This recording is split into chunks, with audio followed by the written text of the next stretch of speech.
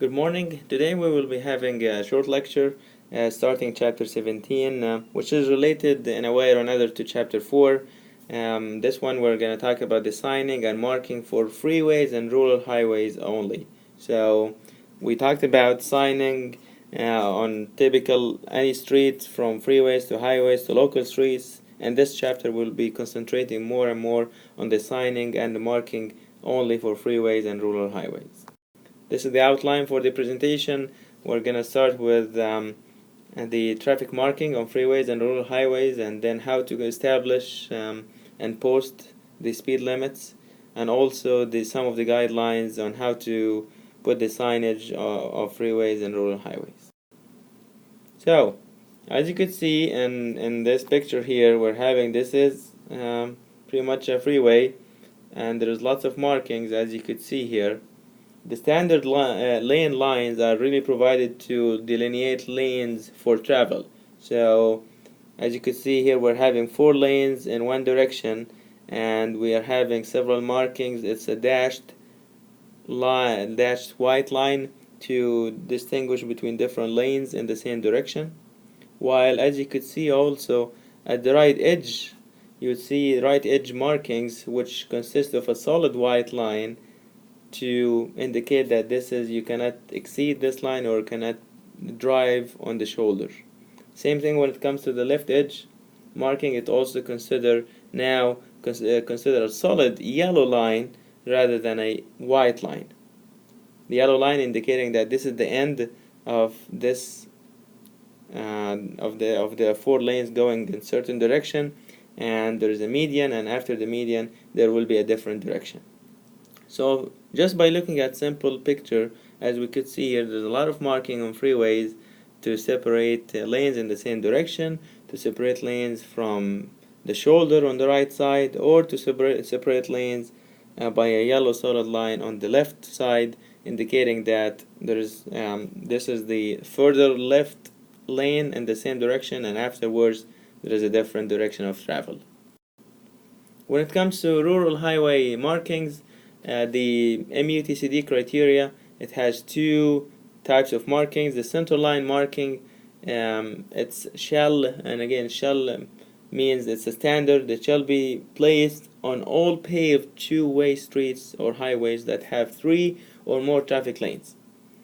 In fact, then the MUTCD give us an extra criteria here, and here it's should, so it's more of a guidance rather than a standard. So it should be placed actually on all rural arterials and collectors that have a traveled width of more than 18 feet and average daily traffic of 3,000 vehicles per day or greater.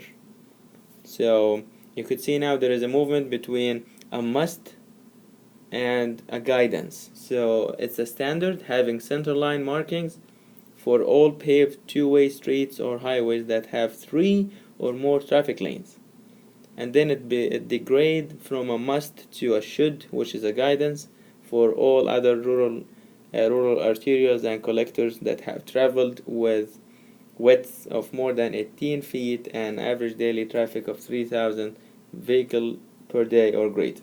When it comes to the edge lane markings, it's also a must. So the edge lane markings, it shall be placed on freeways, expressways, or rural highways with a traveled way of 20 feet or more in width and average daily traffic of 6,000 vehicles per day or greater. While this criteria become as a guidance for edge line that has to be placed on rural highways with a traveled width of 20 feet or more in width and average daily traffic of 3,000 vehicles per day. So you could see here the standards of having a center line markings as well as edge lane markings.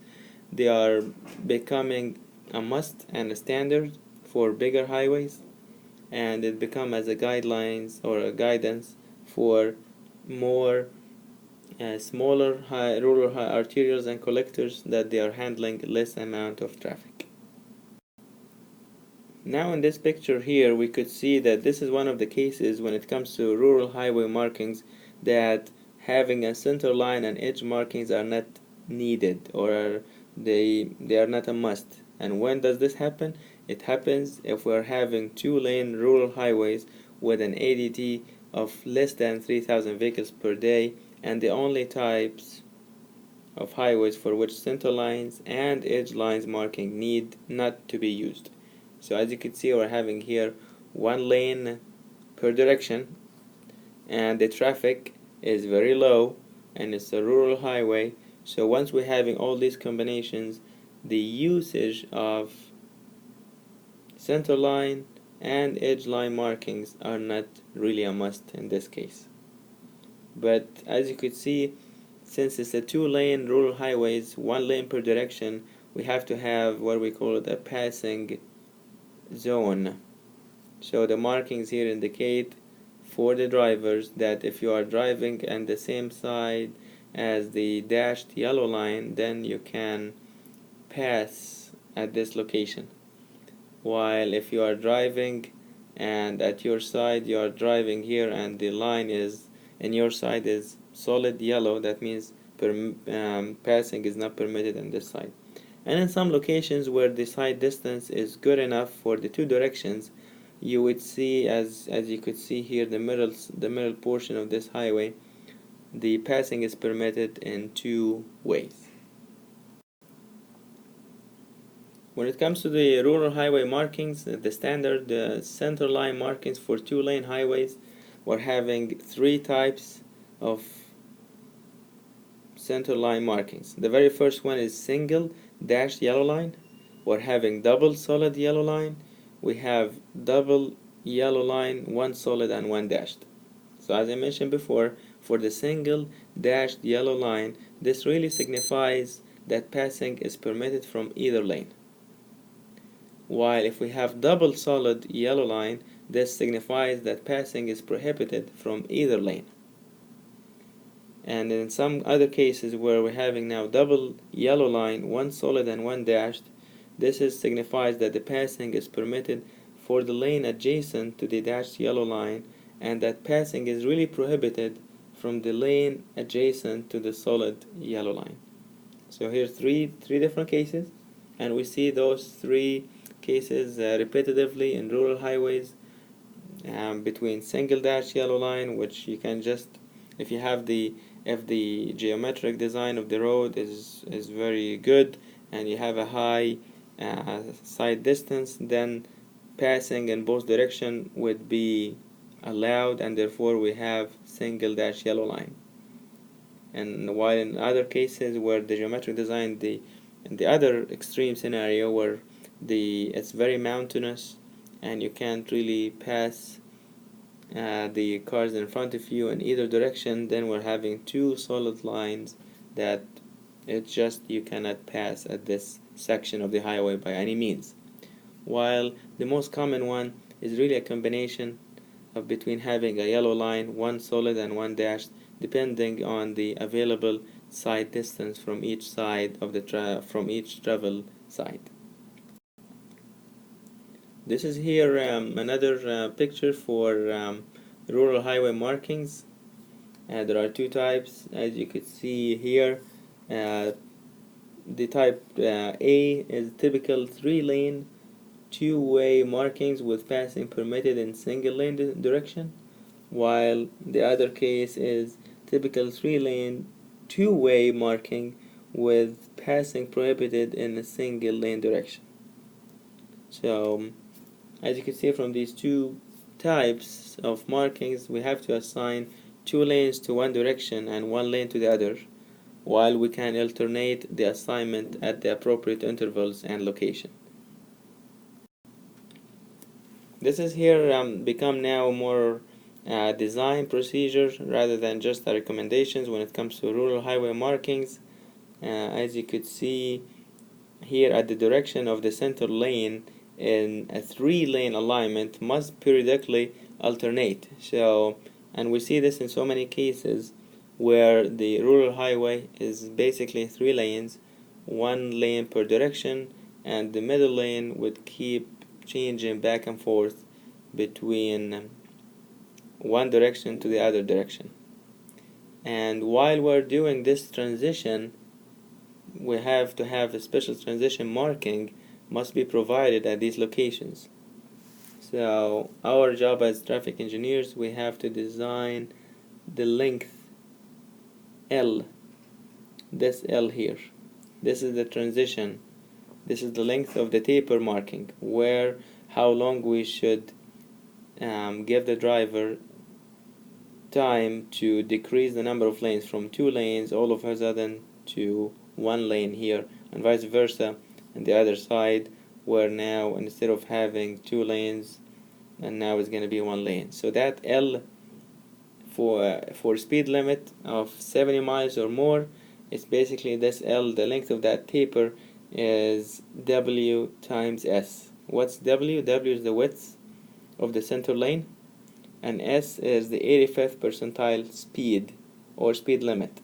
So for example, if I'm exactly at speed limit of even 80 miles per hour, so 80 miles per hour times the width in feet, so 80 for example times 12 feet, that would be 960 feet. So if we say that we're having an 80 miles per hour, 80 times 12 feet, that's again gonna give us 960 feet, which is the length of the taper. How about what happened to this length if the speed limit is way lower? If we're having now a lower speed, let's say at a rural highway the speed was 50 instead of 80. So now the length is going to be 12 times 50, and that would be the length of the taper is going to drop to 600 feet rather than 960 feet. Other distance, which is the distance B. This distance B in the drawing shows us that this is the buffer distance, and it has to be at least 50 feet long. So it has to be 50 feet long. Also, there is special markings for ramp junction. So the ramp junction markings at all freeway interchanges and all types of rural highways at locations where grade separated interchanges are provided, we have to have those markings. And there are two basic designs when it comes to ramp junction markings. One is parallel deceleration lane, which is more common, as you could see in picture A here. This is the parallel deceleration lane. So by the time we're approaching an exit, and instead of having 2 lanes per direction, now we're introducing a 3rd lane long enough to let the driver now shift to that far right lane, drive for a little bit until the exit. While the other type of ramp junction markings and design is a tapered deceleration lane. So instead of having an assigned lane for the ones who are going to take the exit, now we're going to have more or less like a tapered deceleration lane. The lane now is much smaller, but the gore area here is bigger. And even the marking, as you can see, those are optional chevron markings.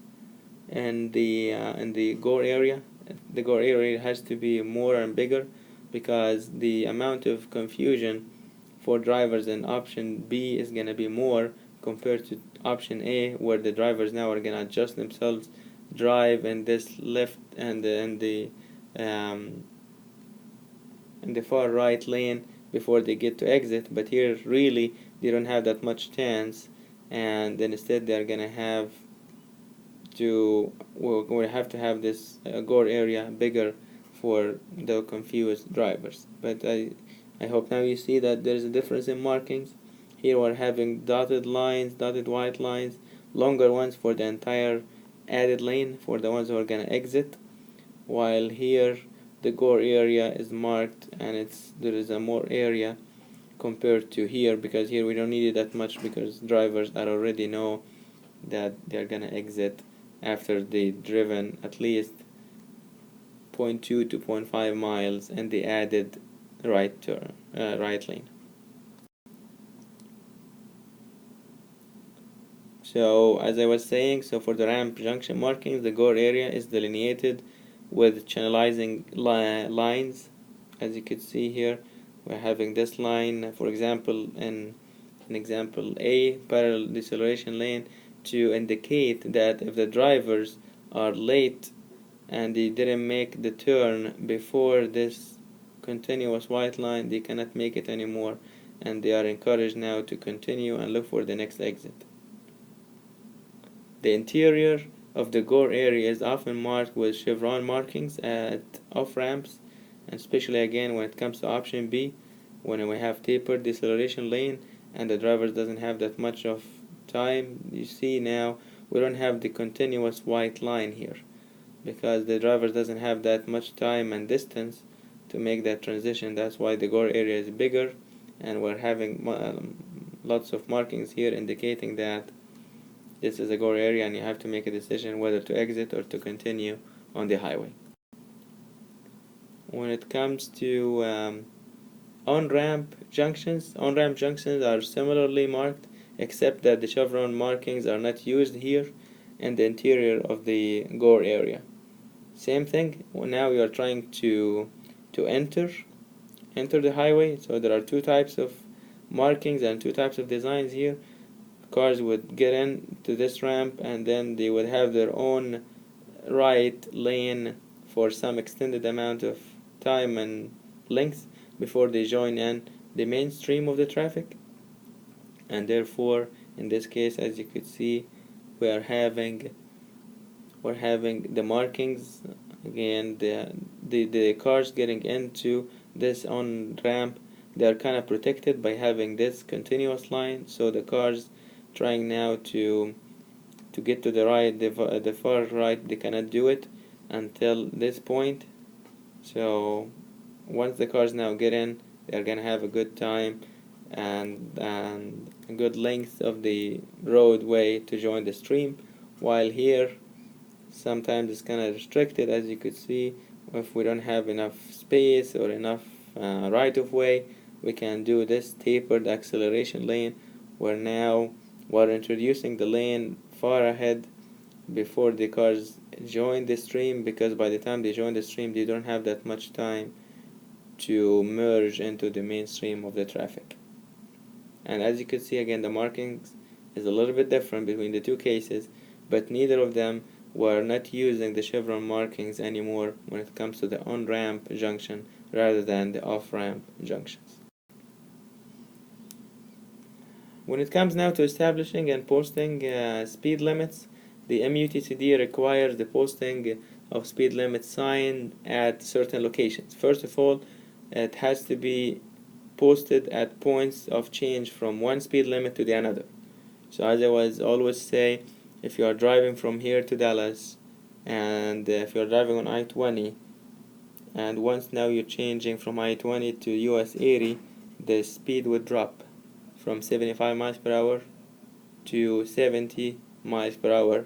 That's why at that fork you would see the speed limit has to be posted there right away to let the driver that the speed limit now is changing, whether it's increasing or decreasing, but we have to put and post a speed limit right there. Another requirement from the MUTCD were to place speed limits. We have to have those speed limits signed and posted beyond major intersections and at other locations where it is necessary to remind drivers of the speed limit. For example, we have to have the speed limit posted within 1,000 feet of a major entry locations. We have to have a speed limit sign placed at all borders between states. Sign indicating the speed limit of the state being entered should be placed. Sometimes you would drive on the same interstate, but one state is having higher speed limit standards than the other, or even lower. So by the time you cross the borders between one state to the other, you have to have a speed limit placed there. Also, you have to have a speed limit sign should be set at the 85th percentile of the speed of free flow traffic, rounded to the nearest 5 miles per hour. This is just, again, it's not really give you an idea of the posting, but how to establish the speed limit. To establish a speed limit is, as we discussed in the lab, it's about 85th percentile of the speed of free flow traffic, and then we round it to the nearest 5 miles per hour. Another points here while we're establishing and trying to post the speed limits, there are several factors that really lower the speed limit less than the 85th percentile of the free flow speed or the free flow traffic. Some of these factors are the design speed of the facility section. So in some cases, again, this facility section has some other requirements, such as geometric design restraints that we cannot allow higher than 85th percentile, so we can drop it less than the 85th percentile of the free flow traffic. Another factor that lower the speed limit less than 85th percentile is the presence of any details of the roadway geometry, including side distances, or the roadway and roadside development intensity and roadway environment. Also, if we're having any lots of accident experiences at this location, we should decrease the speed limit at this location even less than the 85th percentile of free flow speed.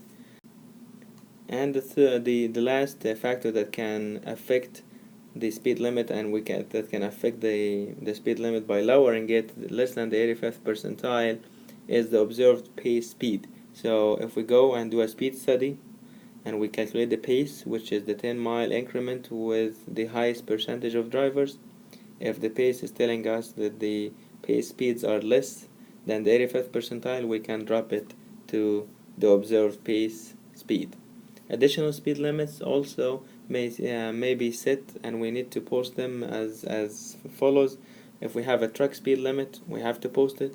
If we have a night speed limit, also if we have a minimum speed limits, all those has to be posted whenever it's needed. But the general rule of thumb here, we cannot have more than 3 speed limits posted at any single location. So you cannot have more than 3, and so that means you cannot combine more than 3 speeds basically.